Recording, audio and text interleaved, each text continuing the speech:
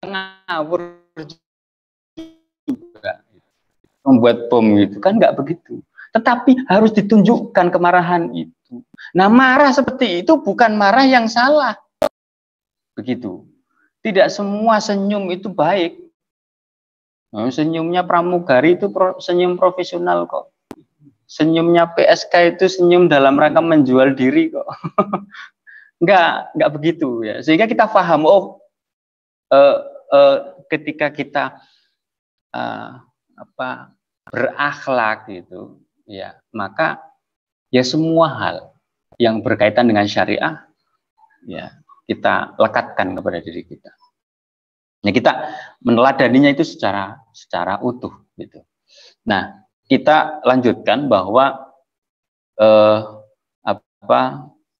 pembahasan pada malam hari ini adalah terkait dengan pemboikotan total kepada Rasulullah dan keluarganya. Keluarganya di sini adalah yang dimaksud adalah Bani Hashim dan Bani Abdul Muthalib. Kita ingat bahwa Rasulullah itu adalah anaknya Abdullah. Abdullah anaknya Abdul Muthalib. Abdul Muthalib itu punya 10 anak laki-laki. Di antaranya adalah ayahnya Rasulullah. Yang mempunyai anak satu-satunya ya Rasulullah itu saja. Ada 11 laki-laki yang lain. Di saat Rasulullah diangkat menjadi nabi, yang hidup itu 4. 2 masuk Islam, 2 lagi masih dalam kekafiran. 2 yang masuk Islam itu adalah Hamzah dan Al-Abbas. Ya, 2 lagi adalah Abu Lahab dan Abu Thalib. Ya, nanti akan bahas. Kemudian Muthalib itu mempunyai ayah namanya Hashim. Ya, Hashim itu mempunyai ayah namanya Abdu Manaf. Abdu Manaf mempunyai ayah lagi namanya Qusay.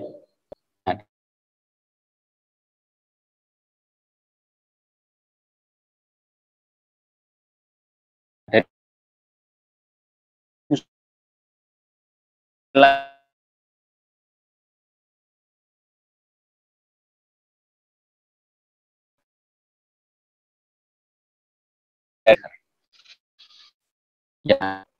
Nah, pada saat tekanan makin kuat ya, kemarin kita sudah bahas ya, bahkan ancaman pembunuhan pun langsung ditujukan kepada Rasulullah sebagaimana yang dilakukan oleh Abu Jahal itu. Maka kemudian Abu Thalib yang merasa mendapatkan amanah dari ayahnya, yakni Abdul Muthalib ya, atau Syaibatul Hamdi. Di Saranghalang itu ada orang namanya Syaibatul Hamdi. Oh, itu nama Abdul Muthalib itu. Kenapa namanya Abdul Muthalib? Padahal sebenarnya aslinya bukan itu, namanya Syaibatul Hamdi. Itu julukan ya. Dikatakan Abdul Muthalib itu karena kan disandarkan kepada Al-Muthalib. Sebenarnya ayah kandungnya Abdul Muthalib itu kan Hashim. Tetapi Hashim itu pernah membawa Abdul Muthalib itu ke Madinah, ke suku Najjar. Ya. Lalu tiba-tiba istrinya Hashim meninggal di sana gitu. Ya, di Madinah itu. Nah, terus kemudian dibawalah Hashim itu oleh Abdul Muthalib itu oleh pamannya yaitu Al-Muthalib, dibawalah ke Mekah gitu, sehingga dianggap itu anaknya Al-Muthalib gitu ya. Jadi Abdul Muthalib itu maksudku, Abdul itu kan hamba, Al-Muthalib ya Al-Muthalib. Al-Muthalib itu saudaranya Hashim ya, saudara kandungnya Hashim ya. Nanti nggak selesai kalau ke sana. Jadi kita kembali ke sini. Nah, setelah itu Abu Thalib itu merasa bahwa dia harus mengamankan keponakannya ini. Karena ibarat kekayaan ini adalah kekayaan yang paling berharga dan harus dijaga. Gitu. Maka dikompaki semua Bani Hashim. ya, termasuk Bani Abdul Muthalib untuk memberikan perlindungan kepada keponakannya ini. Ya, sementara orang-orang kafir Quraisy itu tidak terima. Ya, tidak terima. Kenapa? Karena apa yang disampaikan oleh Rasulullah itu selalu ya nyindir, bahkan langsung ibaratnya menyerang kan, menyerang sesembahan-sesembahan orang-orang kafir itu gitu. Ya, Rasulullah tidak pernah ngolok-ngolok, yang menyampaikan itu Allah. Beliau hanya menyampaikan wahyu, begitulah gitu. Yang harus disampaikan kepada manusia gitu. Cuma tanggapannya Abu Lahab, Abu Jahal itu seperti itu. Dia itu mengolok-ngolok Tuhan kami. Ya biasanya orang yang banyak dosa itu tersinggungan, Bang. Ya. Kira-kira seperti itu. Akhirnya pokoknya harus dibunuh lah ini Muhammad ini. Nah, Abu Thalib harus melindungi. Akhirnya apa? Mereka kompak, Bani Hashim dan Bani Abdul Muthalib ini melindungi Rasulullah SAW. Sehingga orang-orang kafir pun bereaksi. Mereka akhirnya berkumpul di kediaman Bani Kinanah. Bani Kinanah ini sebenarnya juga orang Arab, ya, orang Arab, tetapi kalau dikaitkan dengan suku Quraisy, mereka bukan Quraisy lagi, tapi orang Arab yang tinggal di Mekah saja. Karena kalau kita lihat, ya, kalau kita tengok ke silsilah nasab itu, nasab dari Quraisy itu berhenti sampai di Fihr. Sementara Kinanah itu di atasnya lagi, gitu. Ada 2 tingkatan lagi setelah sebelum Fihr itu. Nah, sementara yang istilah suku Quraisy itu adalah dinisbatkan kepada anak keturunan Fihr, gitu loh. Nah, artinya apa? Permusuhan orang-orang kafir kepada Rasulullah itu tidak hanya dilakukan oleh suku Quraisy, tetapi orang-orang yang tinggal di kota Mekah semuanya itu, gitu. Mereka berkumpul di kediaman Bani Kinanah yang terletak di lembah Al-Muhassab namanya, ya, dan bersumpah untuk tidak menikahi Bani Hashim dan juga Bani Abdul Muthalib. Ya, tidak melakukan jual beli, tidak bergaul, tidak berbaur, tidak memasuki rumah ataupun berbicara dengan mereka. Artinya diisolasi. Ya, apa ya? Gimana ya rasanya itu ya? Dianggap nggak ada lah. Dianggap nggak ada, coba. Kalau sampean di rumah saja, ya di rumah saja gitu. Kalau misalnya istri nggak mau bicara dengan kita itu, coba. Atau kita nggak mau bicara dengan istri itu, coba. Ya, rasanya itu gimana? Nah, ini dua keluarga besar, ya, di tengah bangsa Arab, baik Quraisy maupun non Quraisy tadi itu memusuhi semuanya. Lantaran tadi Rasulullah, mereka menginginkan bahwa Rasulullah harus dibinasakan. Ya, kalau tidak mau diperlakukan seperti itu, serahkan. Maunya mereka begitu, ya.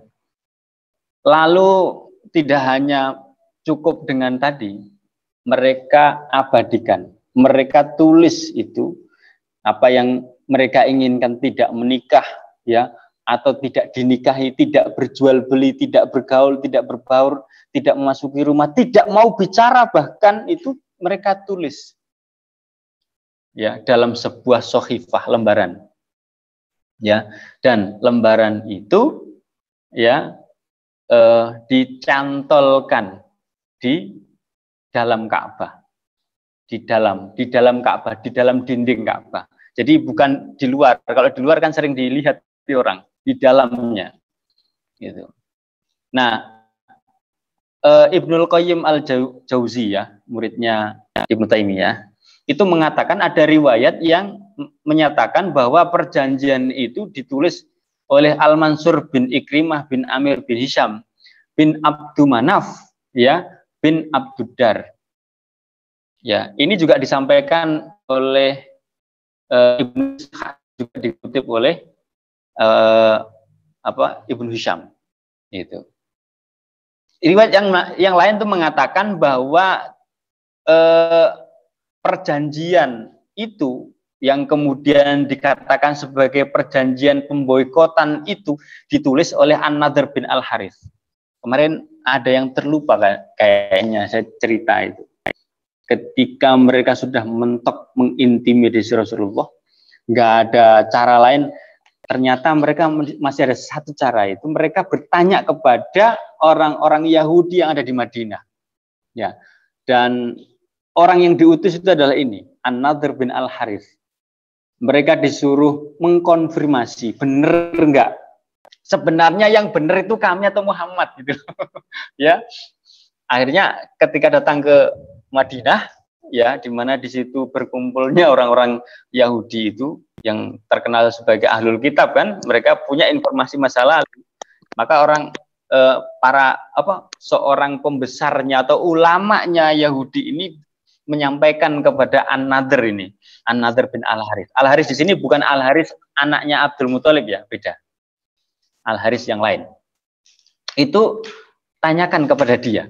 Kalau dia betul-betul utusan Allah, dia betul-betul utusan Tuhan, itu pasti bisa menjawab 3 pertanyaan ini. Apa itu? Yang pertama adalah tanyakan kepada dia tentang 7 orang pemuda. Kemudian yang kedua, tanyakan kepada dia tentang seorang yang mengembara atau pengembara, seorang laki-laki pengembara yang mengembara dari ujung timur sampai ujung barat. Kemudian tanyakan kepada dia tentang ruh. Gitu. Setelah An-Nadhr bin Al-Harith itu datang ke kota Mekah, ditanyakan kepada Rasulullah, turunlah surat Al-Kahfi itu, yang menceritakan tentang 7 pemuda, kemudian tentang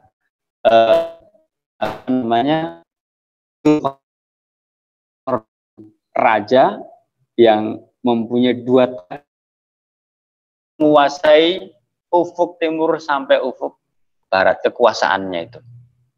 Ya.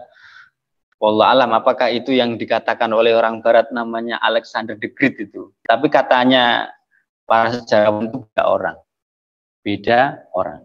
Kalau Dzulqarnain inilah yang mampu menutup Ya'juj dan Ma'juj supaya tidak berinteraksi dengan manusia pada umumnya. Kemudian ketika ditanyakan tentang ruh, kulir ruhu min amri Robbi, itu turun ayat tentang itu. Nah ini An-Nadhr bin Al-Harith. Tapi kata Syekh Sofiyur Rahman Al-Mubarakfuri yang menulis kitab yang kita kaji ini, ya, Rahiqul Maktum, beliau mengatakan bahwa yang benar bukan kedua, yang benar itu adalah orang yang menulis itu, perjanjian itu namanya Baghid bin Amir bin Hashim. Dan Rasulullah kemudian mendoakan orang ini, ya, agar orang ini binasa. Sampai kemudian tangannya lumpuh setelah itu. Jadi Rasulullah pun berdoa, doanya jelek gitu. Kata orang Jawa itu cangkem melek. Loh, boleh gitu, ya. Cangkem melek itu kadang-kadang kayak Gus Nur gitu, cocok gitu. Kadang-kadang gitu ya. Tapi ya jangan sering-sering begitu. Karena kadang-kadang orang-orang yang memusuhi Islam itu perlu digertak gitu. Ya, supaya mereka ada takutnya. Nah, perjanjian pemboikotan yang ditulis di atas Sokhifah itu pun akhirnya digantung di dalam Ka'bah. Ibnu Ishaq mengatakan Bani Hashim dan Bani Abdul Muthalib ikut bergabung seluruhnya dengan Abu Thalib. Baik dia sudah masuk Islam maupun yang belum masuk Islam. Termasuk orang-orang yang mengikuti Rasulullah. Jadi kalau ditanya Al-Abbas di situ waktu itu di mana? Jelas ikut Al-Abbas itu. Ya, Al-Abbas itu kan kalau sebagian riwayat mengatakan dia masuk Islam itu baru sebelum perang Badar. Padahal sebenarnya dia ini sudah masuk Islam itu jauh sebelum itu. Karena pada saat perjanjian pada saat Bai'atul Aqobah yang kedua, beliau ini menjadi penasihat Bai'at Aqobah yang pertama, beliau itu menjadi penasihat Rasulullah. Dan pada saat itu sudah menyatakan masuk Islam. Saksinya ada. Ya. Jadi pernah menjadi pembantu dan menyaksikan suasana keislaman itu sudah ada di keluarganya Al-Abbas, cuma tidak menampakkan diri. Memang posisi itu memang beliau pilih. Bisa jadi ada orang seperti itu. Ya, bisa jadi ada orang seperti itu. Hasan Konakata yang profesor dari Jepang itu kan, ketika ditanya kok nggak ikut langsung bergabung dalam perjuangan khilafah itu. Posisi saya begini, kayaknya lebih baik seperti ini dulu. Bisa jadi ada orang begitu gitu loh. Tahu ini harus dipilih sebenarnya lebih baik, tapi posisi dia itu justru memungkinkan dia bisa bergerak lebih luas lagi. Wallah alam, itu semua kan pilihan ya. Gitu. Nah, kecuali dari keluarga Bani Abdul Muthalib itu Abu Lahab yang enggak mau ikut, dan istrinya ya Ummu Jamil enggak mau ikut itu. Ya. Dia muqotoah kepada Bani Abdul Muthalib dan juga Bani Hashim. Kalau Bani Hashim itu kan berarti apanya Rasulullah. Kalau Abdul Muthalib itu kakeknya. Ayahnya kakek itu apa namanya? Datuk ya. Kalau orang Jawa buyut. Jadi keluarga kakek dan keluarga buyut itu. Ya, Pak ya, ayahnya kakek itu namanya Pak buyut. Berarti Hashim itu adalah buyut. Buyutnya Kanjeng Nabi. Abu Lahab yang nggak mau. Ya. Nah, akhirnya apa? Akhirnya Bani Hashim dan Bani Abdul Muthalib ini akhirnya karena nggak diajak ngomong aja enggak itu kan, akhirnya mereka mengambil tempat mengisolasikan diri itu di celah bukit atau istilahnya itu Syi'ib milik Abu Thalib. Dan kejadian pemboikotan ini ya, itu terjadi pada tahun ke-7 kenabian, bukan Hijriah ya. Tahun ke-7 kenabian. Nah, dalam pemboikotan itu luar biasa ya, namanya juga diboikot, tidak boleh makan. Ya, sampai kisahnya itu orang-orang yang dari luar kota Mekah itu ketika membawa barang dagangannya, membawa bahan makanan itu tidak boleh dibeli oleh Bani Hashim. Kalaupun misalnya mereka itu mau menjual ke Bani Hashim, itu caranya orang-orang kafir Quraisy termasuk Abu Lahab di dalamnya itu menaikkan harga dulu. Kamu jual berapa ini? Misalnya 100.000. Saya beli 400.000. Ya, saya beli 400.000 ini. Akhirnya diborong. Ya. Atau dihargai, harganya ini 400.000. Kalau kamu jual sana 500. Coba. Akhirnya nggak mampu beli, harga dinaikkan. Harga barang-barang diborong, atau mungkin kalau dijual ke mereka itu sudah harganya sudah melonjak tinggi gitu, sehingga nggak dapat pasokan makanan ini. Bani Hashim dan Bani Abdul Muthalib yang ada di Syi'ib Abu Thalib tadi itu, sehingga sampai itu anak-anak, orang-orang tua ya, ibu-ibu itu banyak nangis, banyak menjerit, sampai keluarganya yang di balik Syi'ib itu sampai mendengar kok di kelaparan gitu. Kisah sahabat itu suatu ketika itu lagi kencing gitu, mohon maaf. Biasanya kalau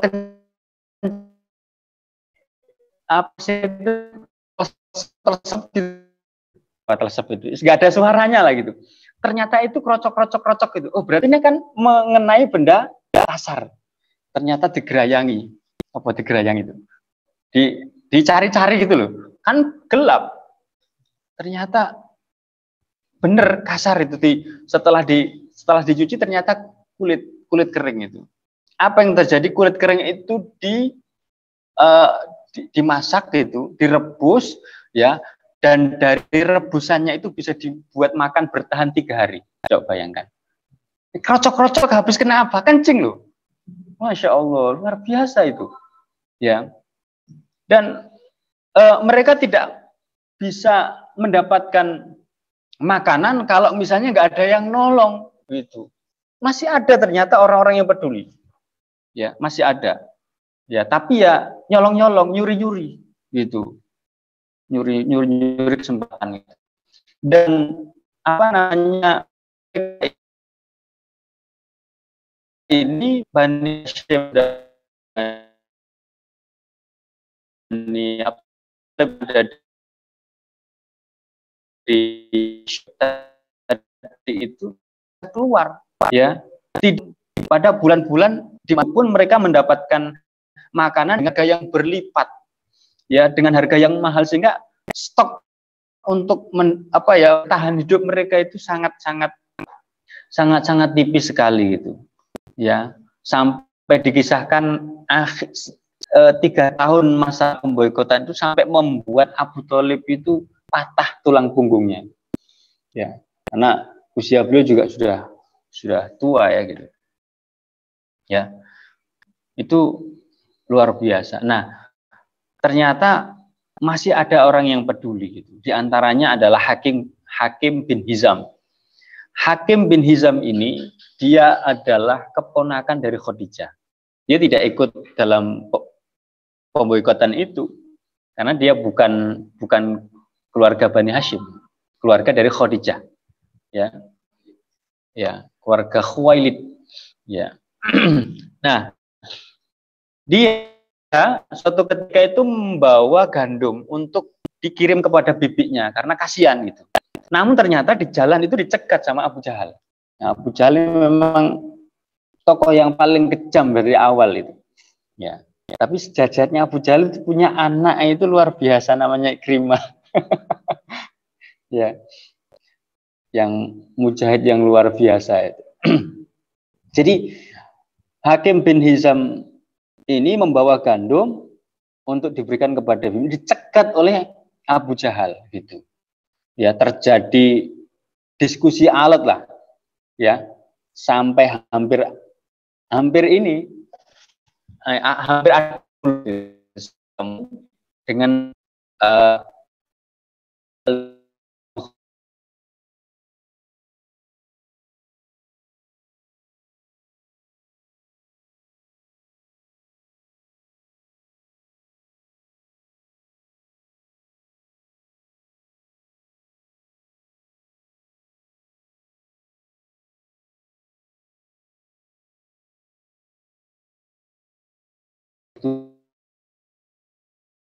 ada orang yang namanya Abu Al-Bukhtur itu mengetahui cekcokan hal itu dengan bin Hizamnya gitu.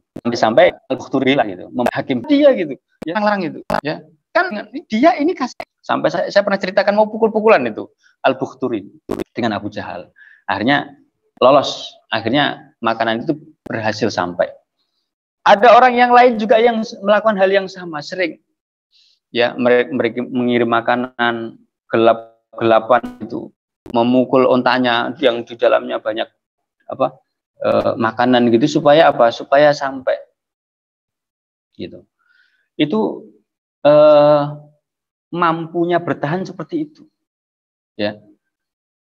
Nah, di sisi yang lain gitu, di tempat isolasi itu Abu Thalib pun masih khawatir ya, walaupun mereka itu mengamankan diri, mereka Abu Thalib masih khawatir Rasulullah nanti akan dibunuh.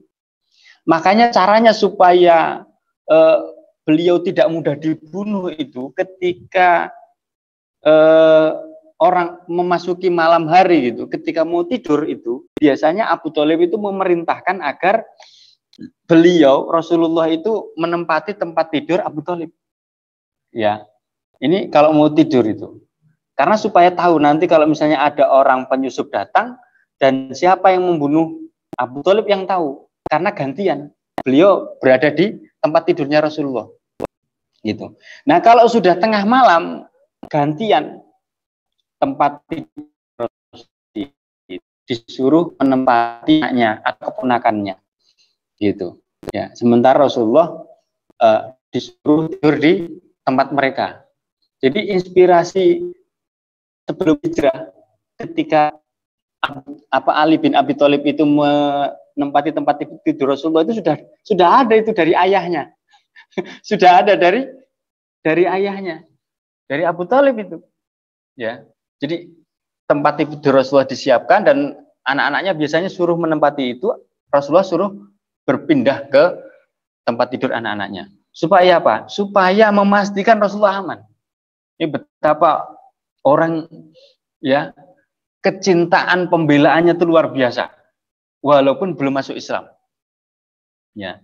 Nah, ini pentingnya ya, salah satu yang bagus itu di kalangan bangsa Arab itu adalah ini, fanatisme kesukuan.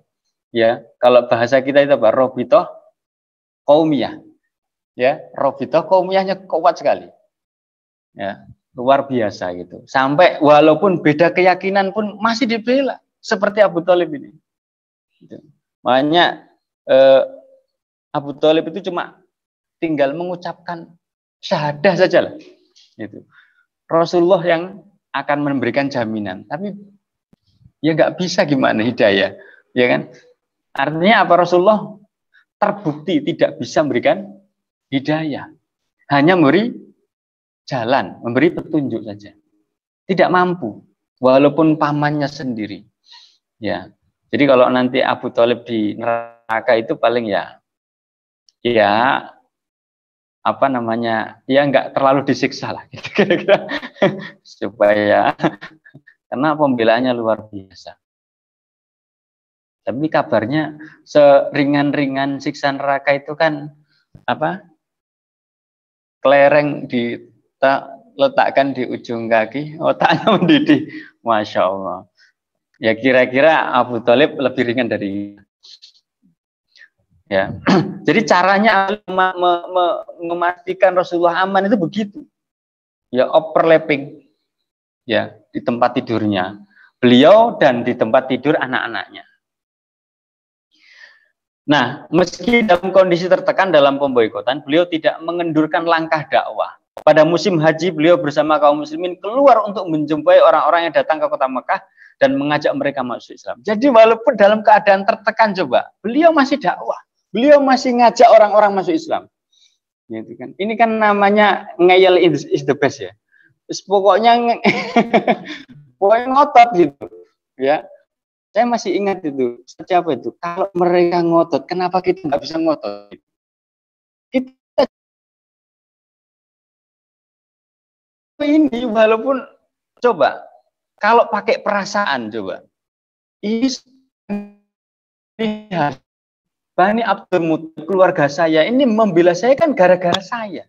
Ini kalau pakai perasaan dan beli daripada mengorbankan banyak orang, mending saya aja lah gitu kan? Ternyata beliau enggak, beliau ingin meyakinkan, beliau ingin mengetahui betul seberapa besar pembelaan. Dan beliau sangat berharap bukan hanya memberikan pembelaan saja, mereka masuk Islam. Mereka masuk Islam semuanya, yang masih kafir-kafir itu. Gitu. Karena apa? Kedatangan Rasulullah itu luar biasa. Gitu. Makanya nanti itu di ujung cerita ini Rasulullah sampai ada permintaan terakhir itu ketika Abu Thalib itu diminta lagi oleh orang-orang kafir itu, Rasulullah malah balik bertanya, kenapa wahai pamanku tidak engkau ajak mereka untuk mengucapkan satu kalimat?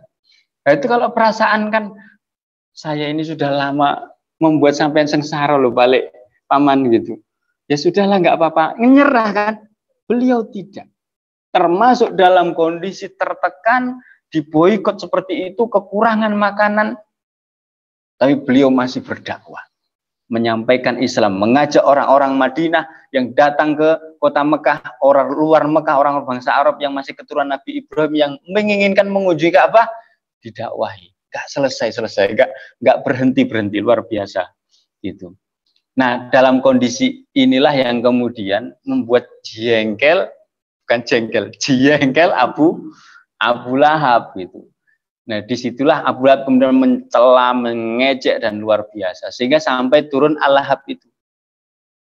Jadi turunnya surat Al-Lahab itu adalah pada saat pemboikotan itu, di mana Rasulullah mendapatkan kesempatan keluar dari Syi'ib itu, ya, dan kemudian mengajak masuk Islam orang-orang. Ini kata Abu Lahab itu, ini kok nggak kapok-kapoknya gitu loh. Orang sudah kondisi seperti itu kok yang nggak nyerah itu kok. Gitu. Sampai kemudian Allah membalas perkataan Abu Lahab itu, tabbat yada abi lahabi wa tab ma aghna anhu maluhu wa ma kasab sayasla naran talahab wa imra'atuhu hammalatal hatab fi jidha hablum mim masad. Bukan hanya Abu Lahab yang dicela di situ, istrinya juga, Ummu Jamil juga dicela. Nah, suatu ketika Ibnu Ishaq ya mengutip riwayat bahwa Abu Lahab itu kemudian pada saat dia dengan bangganya dia itu mencela Rasulullah, itu bertanya dan menemui Hindun binti Utbah bin Rabi'ah. Siapa yang tahu? Siapa Hindun binti Utbah bin Rabi'ah? Dia adalah istri dari Abu Sufyan bin Harb bin Umayyah. Ya, tapi kemudian masuk Islam ya. Ya, di ujungnya. Ini ibunya Muawiyah ini. ibunya Muawiyah, makanya anaknya hebat, ibunya hebat. Kokoh orangnya. Abu Lahab itu bertanya kepada Hindun gitu. Ya, dia katakan, Abu Lahab mengatakan, "Hai anak Utbah, ya, bagaimana dengan sikapku ini? Menurut kamu itu seperti apa? Apakah aku ini termasuk orang yang telah menolong Allah wal Uzza? Ya, menurut kamu apakah aku ini coba, ya. Jadi kalau Ustadz Lafi pernah mengatakan Gunu Ansorullah gitu ya. Ya. Jadilah kamu sebagai penolong agama Allah. Abu Lahab ketika dia itu memusuhi Rasulullah itu memastikan itu benar enggak aku ini, wahai anaknya Utbah, wahai Hindun, menurut kamu aku ini benar atau tidak? Aku sudah menolong Lata dan Uzza tidak ini? Kata Hindun, ya, semoga Allah memberi imbalan yang baik kepada kamu, wahai Abu Utbah. Jadi orang kafir pun ngomong Allah loh, ya. Semoga Allah memberi imbalan. Ternyata mereka meyakini bahwa Tuhan itu Allah itu. Makanya banyak nama Abdullah itu kan di kalangan bangsa Arab itu. Itu karena mereka meyakini bahwa Tuhan itu ya Allah. Hanya saja mereka itu ya menjadikan sesembahan Lata, Manat, Uzza, Hubal itu sebagai wasilah untuk mendekatkan diri kepada Allah. Itu kan diabadikan dalam Az-Zumar itu kan, liyuqarribuna ilallahi zulfa itu. Jadi bahwa sesembahan itu dijadikan sebagai wasilah untuk sebenarnya ya menyembah gitu.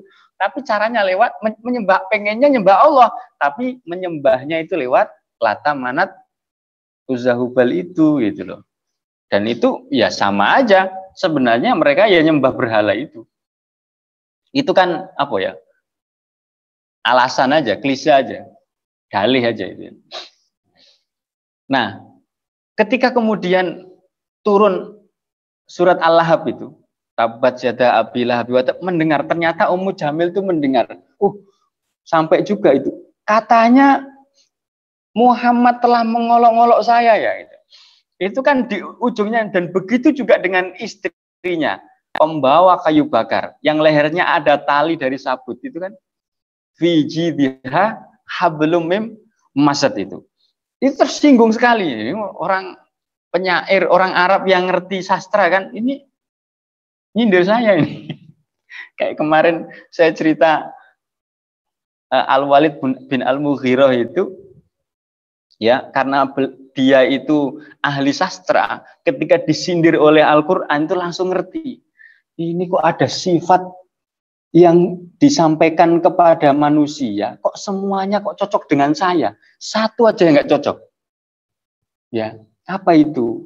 Katanya saya dituduh Muhammad ini anak haram, anak jadah ini. Tanya kepada ibunya, Bu, benar gak ini Muhammad menyampaikan kalimat ini semua benar tentang saya ini? Satu aja yang nggak benar, Bu. Kata Muhammad itu, saya ini bukan anaknya bapak itu. Betul katanya. Begini Le, sebenarnya bapakmu itu pengen punya anak tapi dia mandul.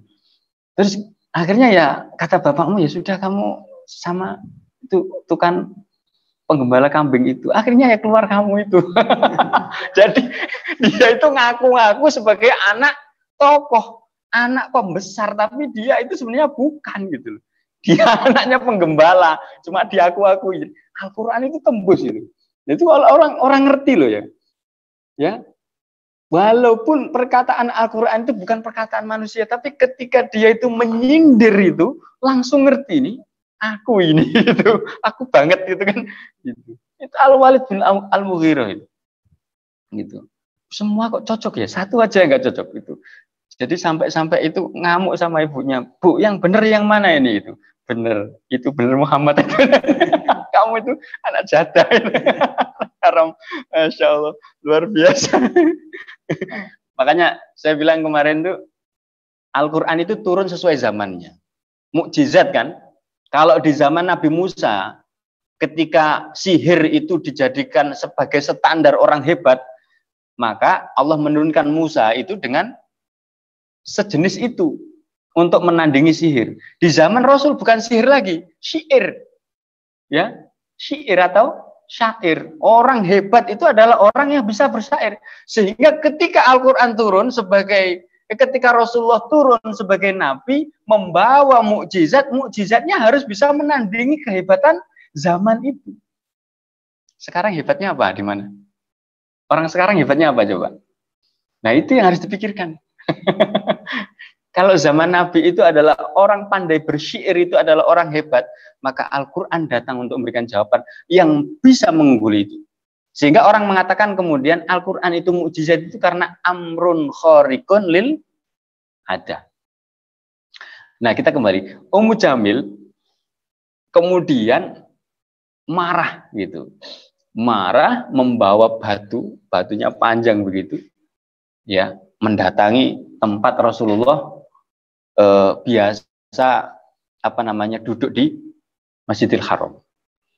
Ya, karena masa itu termasuk masa yang boleh keluar, Rasulullah keluar kan, masa berkumpulnya orang-orang luar Mekah itu bulan haram masuk ke dan dia yakin, ya Ummu Jamil yakin bahwa Muhammad pasti situ. Ternyata begitu didatangi, ketemulah Abu Bakar gitu. Ketemu Abu Bakar. Padahal di situ di samping Abu Bakar itu ada Rasulullah. Gitu kira-kira begitu. Mana kawanmu itu? Kenapa emangnya? Katanya ada ayat turun itu katanya mengenai aku kemarin, mencela aku gitu. Aku nggak bisa terima itu, mau tak bunuh dia kalau datang, kalau aku ketemu tak pukul pakai ini batu yang aku bawa ini. Gitu. Jadi sampai Abu Bakar itu, emangnya kenapa gitu? Ya nggak bisa lah, masa kok surat yang turun kok cuma mengenai aku sama suamiku aja, yang lain kok enggak gitu. Gitu. Akhirnya dia ngomel-ngomel sendiri, nggak ada yang dilihat di situ, nggak ketemu Muhammad, nggak ketemu Rasulullah, nggak dilihatnya. Ngomel-ngomel sendiri, dicari nggak ada, akhirnya pulang. Ya. Begitu pulang, Abu Bakar tanya, wahai Rasulullah, tadi kan Ummu Jamil ke sini, ya, mencari jenengan. Kok nggak tahu jenengan ada di sini tuh? Diberitahu oleh Rasulullah, ya, ketika dia datang, Allah palingkan pandangannya sehingga dia tidak bisa melihat aku. Gitu. Oh gitu, pantesan itu. Jadi, wah ini mukjizat ya, nggak bisa ditiru. Nggak kayak Samsudin ini, lain nih. Jadi ya marah-marah begitu Allah palingkan kan bisa aja. Surat Yasin itu turun itu kan ketika itu dibaca itu kan nggak bisa kelihatan semua orang-orang kafir itu. Nah, akhirnya hadirin sekalian yang dimuliakan Allah, 3 tahun berjalan, ya tahun ke-7, tahun ke-8, tahun ke-9, ya masuklah kemudian tahun ke-10 pada bulan Muharram, ya maka perjanjian ini, pemboikotan ini kemudian ada inisiasi untuk dibatalkan. Kenapa? Sebenarnya bangsa Arab, khususnya orang-orang Quraisy sendiri, anak keturunan Fikhr itu juga tidak semuanya setuju. Tidak semuanya pro, ada yang kontra. Buktinya apa? Buktinya ada orang yang diam-diam itu membantu mengirimkan makanan, mengirimkan onta. Onta itu kalau dikirimkan itu kan bukan hanya bawa makanan, dia suruh minum, ya perutnya itu diisinya penuh dengan air, itu bisa sebulan dia nggak minum itu nggak apa-apa.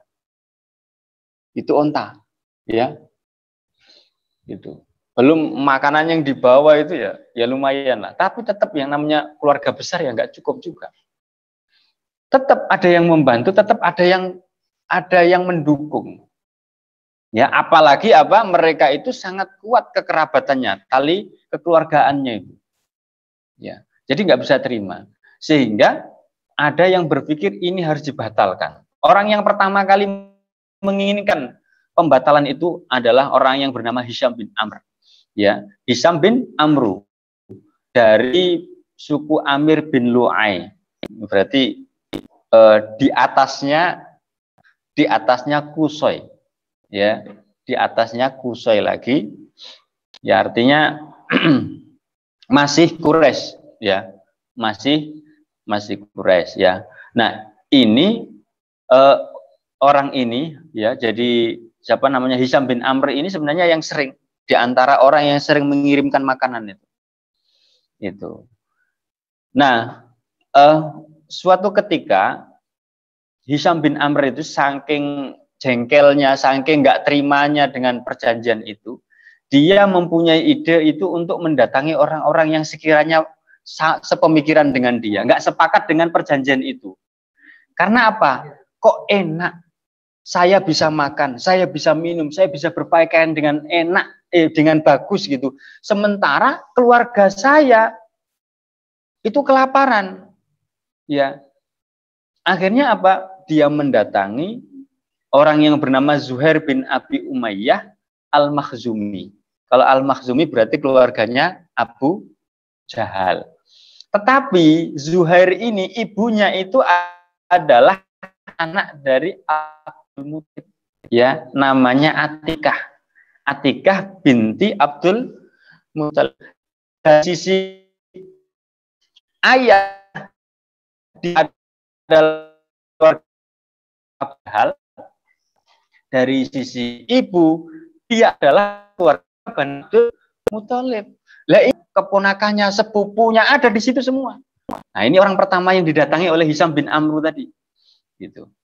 Dia ingatkan gitu tentang kok bisanya kamu itu bisa enak makan, enak minum, ya, enak bisa berpakaian, bisa tidur nyenyak, sementara keluargamu dari Bani Hashim kelaparan. Apakah kamu tega? Ya, enak saja kamu ini. Ternyata Zuhair, ya benar juga ya gitu. Tapi apalah daya, saya kan sendirian. Ya, kamu ini gimana sih? Aku apalah daya, aku ini siapa? Aku cuma sendirian gitu. Ya. Ternyata Hisham mengatakan, kamu nggak sendirian. Ada orang lain. Siapa? Aku. Aku. Jadi kamu sudah mendapatkan orang kedua. Gitu. Oh, nggak cukup. Kata Zuhair. Zuhair yang keluarga ibunya itu adalah keluarga dari Abdul Muttalib. Kita perlu orang ketiga. Oh, kalau gitu kita harus mendatangi orang yang namanya Al-Mut'im bin Adi. Akhirnya Hisham, dia inisiatornya. Ya, dia inisiator dan provokator ini kayaknya. Ya, dia mendatangi Al-Mut'im bin Adi. Ya, dia mengingatkan soal kekerabatan dengan Bani Hashim, dengan Bani Abdul Muttalib.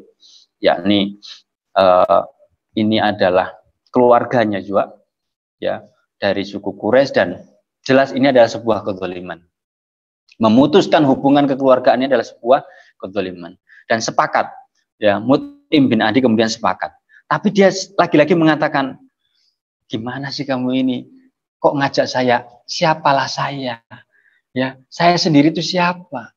Kalau saya sendiri ya nggak bisa apa-apa gitu. Ya, kamu nggak sendiri, kata Hisham.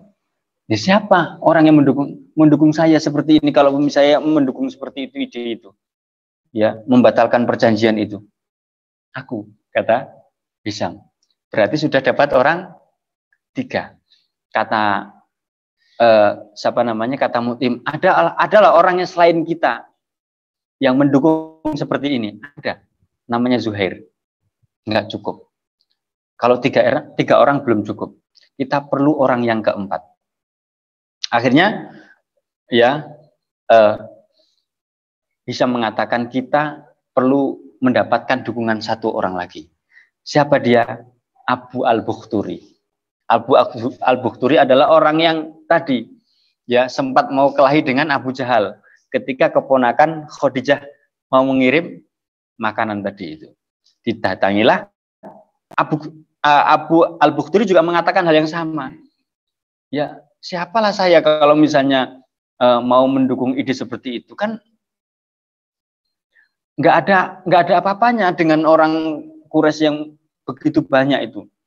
Kita nggak mampu, kita nggak bisa kalau cuma sendirian gitu, cuma berdua. Enggak, kita bukan berdua, kita sudah berempat. Kita sudah berempat. Siapa aja itu? Disebutkan nama-namanya. Ya, ada Zuhair, ada Mutim, ada kamu al-Bukhturi, ada gitu. Tapi nggak cukup 4 itu. Yang 1 lagi, kita perlu orang yang kelima. Siapa dia? Akhirnya Hisam mendatangi Zam'ah bin al-Aswad. Ya, didatangilah orang ini, Zam'ah bin al-Aswad ini untuk memberikan dukungan. Ternyata sama gitu. Yang diberikan juga, yang jawabannya juga sama ketika diingatkan tentang kezaliman perjanjian ini dan kemudian bagaimana harus melawannya itu, dia katakan siapalah saya, bukan, kamu nggak sendiri, kita sudah berempat, jadi kamu adalah orang yang kelima Zam'ah gitu. Maka kelima orang itu kemudian sepakat, ya mereka kemudian ya ceritanya harus musyawarah gitu. Mereka harus bertemu di pintu Hajun, salah satu pintu ketika memasuki Masjidil Haram, dan mereka membangun strategi bagaimana caranya membatalkan Sohifah ini, perjanjian zalim ini. Maka Zuhair mengatakan, akulah yang akan mulai dan orang yang pertama akan bicara. Zuhair ini kan keluarganya Abu Jahal, ya, Zuhair ini, karena nah itu kemudian Zuhair tadi mengajak semuanya itu menemui sekumpulan orang-orang Quraisy. Biasanya mereka berkumpul. Kalau Ibnu Hisham itu mengatakan tempat berkumpulnya itu ya yang terkenal dengan apa istilahnya itu? Darun Nadwa. Darun Nadwa itu tidak harus dikatakan sebagai gedung gitu. Ya tempat ngumpul gitu aja. Ya, tempat ngumpul gitu. Dulu kan nggak perlu resmi-resmi kan, yang gone nongkrong. Gone tempat nongkrong lah gitu. Nah, angkalan gitu. Nah, ketika pada pagi hari, betul saja bahwa Zuhair itu yang mengawali dari 5 orang ini. Dari yang datang dia bawa senjata, ya kayak mau kelahi gitu. Ya, tapi sebagaimana biasa orang-orang Arab itu ketika mau sesuatu yang biasanya tawaf keliling Ka'bah 7 kali. Kemudian setelah keliling Ka'bah 7 kali, dia berdiri dan menenteng senjata. Wahai penduduk Makkah, yang dikatakan bukan Quraisy saja, wahai penduduk Makkah, apakah kita sampai hati menikmati makanan dan memakai pakaian sementara Bani Hashim itu binasa? Tidak ada yang sudi memberi berjual beli dengan mereka, tidak ada yang sudi berinteraksi dengan mereka. Demi Allah aku tidak akan duduk, ya, kata Zuhair, hingga Sohifah, perjanjian yang zalim itu harus dirobek. Tiba-tiba Abu Jahal langsung bereaksi dari ujung, demi Allah, nah demi Allah juga ya, demi Allah kau pendusta wahai Zuhair gitu. Sekali-kali perjanjian itu tidak akan dirobek. Maka Zam'ah bin Al-Asad kemudian memotong ucapan, demi Allah, ya ini potong-potongan ini. Demi Allah, justru engkaulah wahai Abu Jahal yang paling berbohong. Kami tidak akan pernah rela pada penulisannya pada saat ditulis itu. Pada perjanjian itu pada saat ditulis itu. Kemudian setelah itu ditimbali sama Mut'im bin Adi, ya, dengan mengatakan hal yang sama. Ya, saya sepakat dengan kedua orang ini.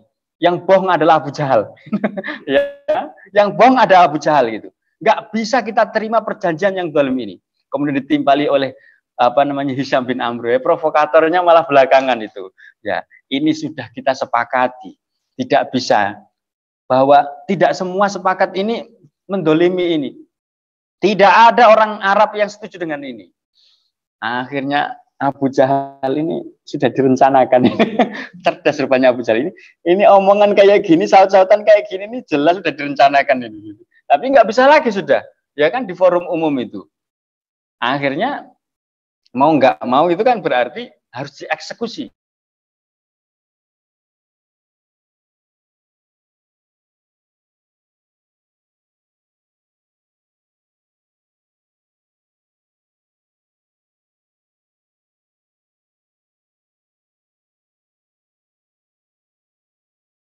Rayap untuk memakan semua Sohifah itu ke tulisan Allah.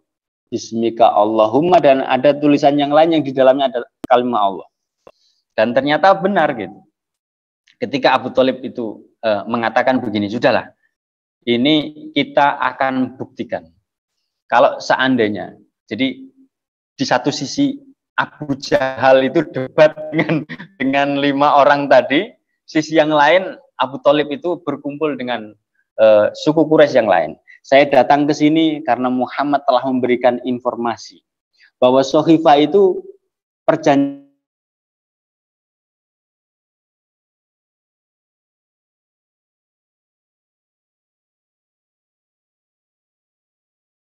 Kalau informasi yang datang dari Muhammad ini benar, ini pembuktian. Ya. Kalau ternyata apa yang disampaikan itu benar, maka tidak ada alasan bagi kalian untuk tidak membatalkan. Tapi kalau ternyata dia bohong, tak serahin kamu, terserah kamu mau apain. Wah, ini kan pok-pokan. Oh, itu orang Arab itu. Wah, kalau gini adil.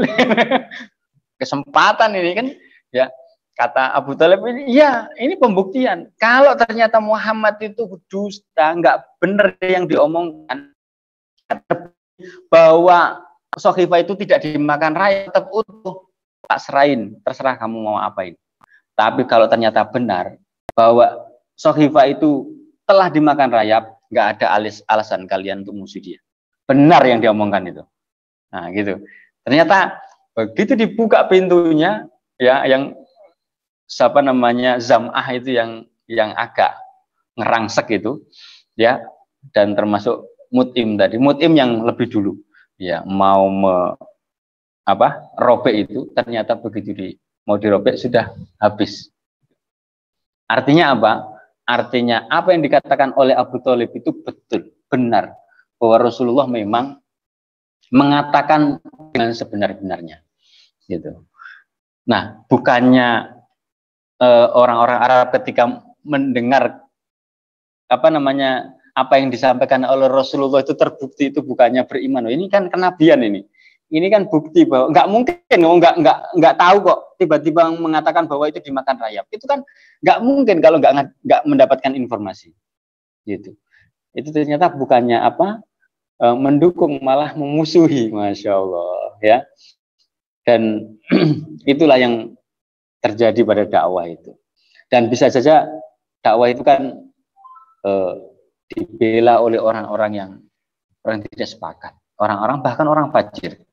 Makanya Rasulullah pernah mengatakan wa innallaha la yu'ayyidu hadzal dina birrajulil fajir. Mungkin saja Allah menolong agama ini lewat seorang laki-laki yang fajir, yang suka bermaksiat. Bisa jadi gitu.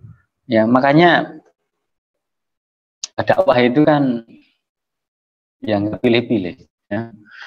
Kalau di Jawa Barat itu kan ada katro itu, kajian trotoar itu. Isinya anak-anak tatoan. Itu iri itu rasanya itu. ngawali kajian itu musik dulu. Bahkan itu ini apa atraksi sepeda yang bisa ngetril itu loh. Ya, bisa jendet-jendet itu. Itu dia mengundang orang itu. Kajian trotoar namanya katro itu ya di trotoar. Yang bisa disadarkan justru orang-orang yang sebelumnya itu ahli maksiat. Biasa. Malah yang ahli sholawat bisa jadi itu malah angel itu. Ya. Udah banyak banyak mendapatkan maklumat sekuler. Nah, setelah itu akhirnya ya secara otomatis kan batal gitu. Ya. Secara otomatis batal dan kemudian Rasulullah keluar ya bersama keluarga, bersama para pengikutnya dari Syi'ib itu dan luar biasa. Bukannya apa namanya berhenti ya intimidasinya terus gitu walaupun tidak lagi di apa boikot tetapi mereka tetap mengintimidasi itu ya. Nah sampai akhirnya orang-orang tokoh-tokoh Arab itu mikir Abu Thalib itu kan orang paling tua, orang yang boleh dikata itu menempati posisi Abdul Muthalib yang dianggap sebagai penguasa Mekah waktu itu. Sampai-sampai kan karena dianggap sebagai penguasa Mekah itu kan punya tempat duduk sendiri kan. Yang pernah saya kisahkan bahwa Rasulullah pernah menempati tempat duduk itu, di mana anak-anaknya aja nggak boleh. Nah, ketika Rasulullah menempati tempat duduk itu, Abdul Muthalib mengatakan tidak boleh melarang, jangan, biarkan dia. Karena dia suatu saat nanti akan menjadi orang besar. Ya, makanya anak saya itu ya nggak tak larang itu makan dibuang. Ya, nggak artinya kalau kita melarang itu yang tepat gitu. Kata jangan itu juga bukan terlarang untuk disampaikan. Ya. Karena Al-Qur'an pun mengatakan la. Ya. Ya, la yang artinya jangan, bukan tidak. Nah, para ini apa namanya itu parenting gitu ya. Itu kan oh jangan pakai kata jangan lu dari siapa? Itu larangan itu ya jangan. Yang penting cara menyampaikannya itu bisa dipahami sama anak-anak. Nah, kemudian mereka itu berpikir, wah jangan-jangan nanti itu ada sesuatu yang diwariskan kepada Muhammad ini, bahaya ini. Ya, artinya kekuasaan itu tiba-tiba kok dikasihkan Muhammad ini bahaya ini. Sebelum itu terjadi, kita harus melobi Abu Thalib. Nah itu akhirnya tokoh-tokoh pembesar-pembesar Quraisy itu akhirnya berpikir untuk melakukan lobby dan lobby ini termasuk lobby yang terakhir. Dan tokoh-tokoh besarnya yang disuruh nemui Utbah bin Rabi'ah, Syaibah bin Rabi'ah, Abu Jahal, Umayyah bin Khalaf, Abu Sufyan ini dan 25 tokoh lainnya. Ya. Yang intinya adalah meminta walana amaluna walakum a'malukum. Intinya adalah janganlah Muhammad itu ganggu agama kami. Kami juga tidak akan ganggu. Ini kan adil. Maunya apa? Moderat, ya. Jalan tengah. Maunya kan begitu. Ya kami akan memberikan sesuatu ya kepada dia juga akan memberikan sesuatu yang kita akan terima. Itu. Intinya seperti itu. Nah, maka kemudian Abu Thalib meminta Rasulullah untuk hadir ya. Dan disampaikan wahai keponakanku, ya kira-kira seperti itu bahasanya. Coba kamu lihat itu kan pemuka-pemuka dari kaum kamu. Ya, mereka itu menginginkan sesuatu dan menginginkan mengambil sesuatu dari kamu. Ya itulah. Ya. Pokoknya jangan saling mencampuri urusan. Biarlah mereka menjalankan agama mereka. Biarlah kamu juga menjalankan agama kamu. Maka Rasulullah itu dengan tegas. Satu riwayat mengatakan ketika berdiskusi langsung di hadapan Abu Thalib dikatakan oleh Rasulullah, wahai pamanku, mengapa tidak engkau ajak saja mereka kepada hal yang lebih baik buat mereka? Atau dalam riwayat yang lain yang ketika Rasulullah dihadapkan langsung kepada tokoh-tokoh Quraisy itu, Rasulullah langsung mengatakan, di depan mereka itu, bagaimana pendapat kalian bila kalian ya kalian aku berikan satu kalimat yang bila kalian ucapkan niscaya kalian akan dapat menguasai bangsa Arab, dan orang-orang non Arab pun akan takluk kepada kalian, akan tunduk kepada kalian. Maka dalam riwayat yang bersama Abu Thalib itu, Abu Thalib kemudian bertanya, kepada apa engkau mengajak? Gitu. Kepada apa engkau mengajak? Dan dalam riwayat yang lain yang ketika diucapkan berbarengan itu, Abu Jahal yang menimpali gitu. Kalau begitu, apa yang ingin? Apa satu kalimat yang kamu inginkan itu? Kan ada memberi dan menerima kan? Ya, aku akan ganti 1000 kali gitu. Maka Rasulullah mengatakan, kalian ucapkan la ilaha illallah dan kalian cabut sesembahan selainnya. Wah, ternyata mereka good gitu. Bukannya good setuju, tapi lah ini loh ternyata itu ujungnya cuma ini. Padahal mereka kan pengen melobi win-win solution, jalan tengah. Ya, ternyata mereka itu tidak mau. Bahkan di antara mereka itu ya saling memberikan lontaran lah. Apa yang kalian inginkan nggak kalian dapatkan hari ini. Percuma. Ya, sudah kita bubar saja, kita pulang saja. Ya. Kita teruskan saja apa yang menjadi keyakinan kita, dan dia suruh teruskan apa yang menjadi keyakinan dia sampai Allah memberikan keputusan siapa di antara kita yang paling benar. Oh, coba luar biasa itu. Makanya kok sampai perang itu karena apa? Karena itu keputusan terakhir sudah nggak bisa lagi. Jalan tengahnya itu udah nggak bisa lagi. Kok sampai terjadi perang Badar itu karena mereka sudah sadar betul bahwa Muhammad tidak bisa dilobi, bahwa apa yang mereka inginkan tidak didapatkan oleh Rasulullah. Rasulullah menginginkan bahwa mereka masuk Islam. Ya. Karena dengan satu kalimat itu seluruh bangsa Arab takluk. Itu kan sudah pernah dikatakan oleh Utbah bin Rabi'ah ketika lobian pertama itu. Sudahlah, nggak usah urusin dia. Aku belum pernah mendengarkan kok kalimat seperti yang dia ucapkan itu. Itu ajaib, nggak ada itu. Pokoknya kalau kamu mau ngelawan nggak bakalan menang. Itu Utbah itu ngomong begitu. Tapi kan tetap kafir. Ya, itu betapa Bakok itu mampu. Ya ada yang seperti itu ya, mampu mengalahkan kebenaran. Ya.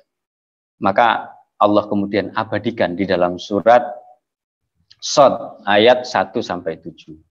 Ya, Shad wal Qur'ani dzikr. Balil ladzina kafaru fi 'izzati wa syiqaq. Kam ahlakna min qablihim min qarnin fanadau wala takhina manas, sampai akhir ayat ya. Shad, demi Al-Qur'an yang mengandung peringatan, tetapi orang-orang kafir berada dalam kesombongan dan permusuhan. Betapa banyak sebelum mereka yang telah kami binasakan, lalu mereka meminta tolong padahal waktu itu bukanlah saat untuk lari melepaskan diri. Dan mereka heran karena mereka kedatangan seorang pemberi peringatan, yakni Rasul dari kalangan mereka. Dan orang-orang kafir berkata, orang ini adalah pesihir yang banyak berdusta. Apakah dia menjadikan Tuhan-Tuhan itu Tuhan yang satu saja?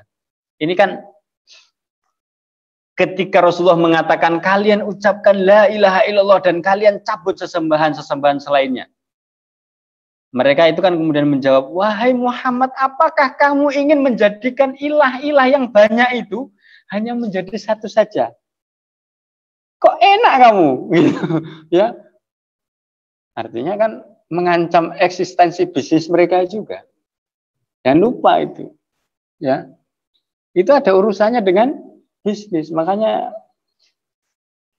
bisa jadi orang itu terhambat mendapatkan hidayah itu karena itu, takut bisnisnya hancur ya, takut bisnisnya hancur, takut reputasinya hancur gitu. Takut ke tokohnya nggak diakui lagi.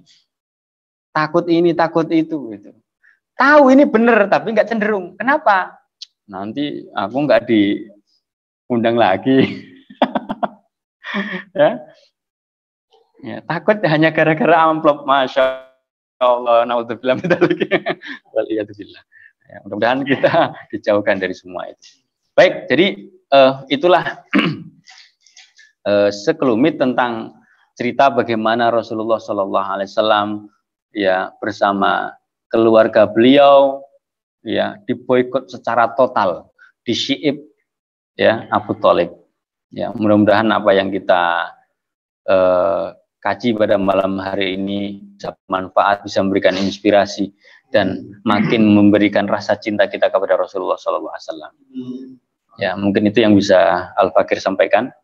Ya, silahkan kalau misalnya masih ada yang mau didiskusikan sebelum saya akhiri pertemuan pada malam hari ini. Barangkali yang tanya terkait dengan Nabi Muhammad itu kan keturunan Quraisy juga gitu ya. Ya. Ikut dimusuhi sama suku Quraisy juga ya. Gimana ceritanya gitu? Iya. Ya, permusuhan mereka itu kan bukan karena kesukuan. Meskipun mereka suku Quraisy itu kan anak keturunan Fikhr ya. Dan dari Rasulullah itu Muhammad bin Abdullah bin Abdul Muthalib bin Hashim bin Abdul Manaf bin Qusay bin Kilab bin Lu'ay ya bin Fikhr. Nah ini berapa ini? 8. Artinya keluarga besar. Nah, mereka ini kan keburu mendapatkan dulu, pernah saya ceritakan itu kan penyembahan berhala yang dibawa oleh suku Kinanah juga itu. Ya, penyembahan patung-patung itu dan dianggap itu adalah sebagai sebuah tradisi.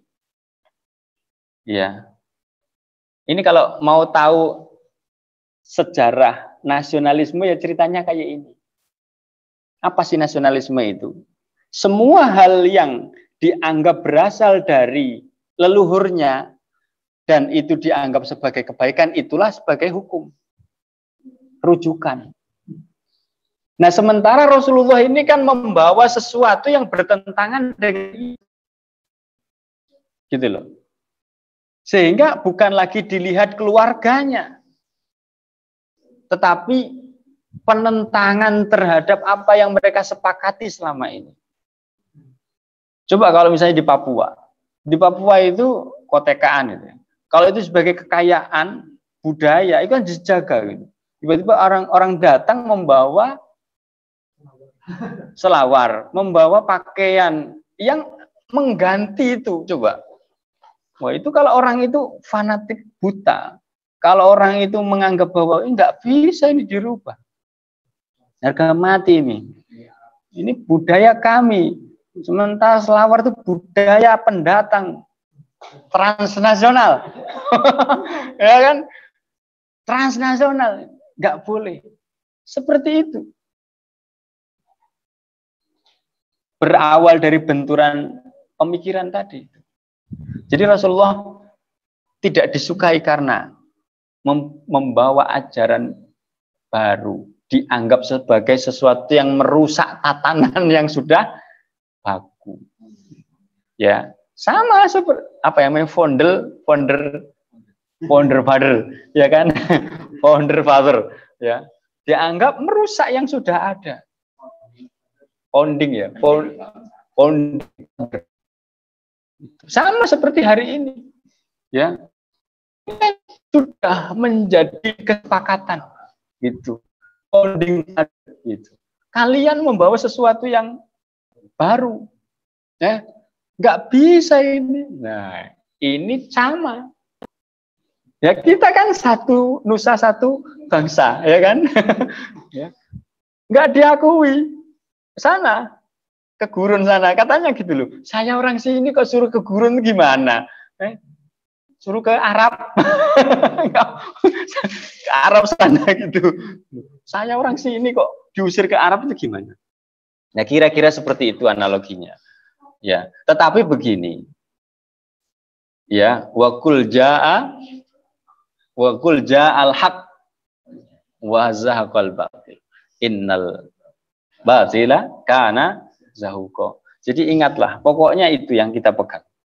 Ya, bahwa dalam setiap masa tidak pernah lekang benturan antara al-haq dan batil. Dan Allah selalu memenangkan yang hak. Kebatilan pasti akan binasa. Itu yang harus kita yakini. Tetapi keyakinan itu kan harus dibangun dengan akidah. Gitu loh. Sehingga keyakinan itu kuat. Gitu. Tidak seperti keyakinannya Ummu Jamil, keyakinannya Abu Lahab. Gitu. Keyakinan yang hanya klaim itu. Perlu pembenaran kan gitu. Kita ini kan bener kan? Harga mati ini sudah bener kan? Gitu. Ada loh yang begitu kan? Ya. Ya. Gitu. Bahkan sampai dikirapkan sampai ke sini kan? Ya kan? Itu kan menunjukkan kita ini loh benar. Kita ini benar, kita di jalan yang benar. Dikirapkan sampai sini, sampai daerah kita. Waliyadzubillah. Ya. Mudah-mudahan Allah memberikan hidayah kepada orang-orang yang belum tahu bahwa bisa jadi apa yang mereka anggap berbahaya itu justru bermanfaat. Ya, justru bermanfaat bagi mereka. Dan apa yang mereka anggap hari ini itu bermanfaat justru berbahaya bagi mereka. Wallahu ya'lamu ma la ta'lamun. Ya, enggak ada yang tahu, Allah yang tahu. Gitu. Demikian kira-kira Ustaz ya. Ya, mungkin itu yang bisa Al-Fakir sampaikan.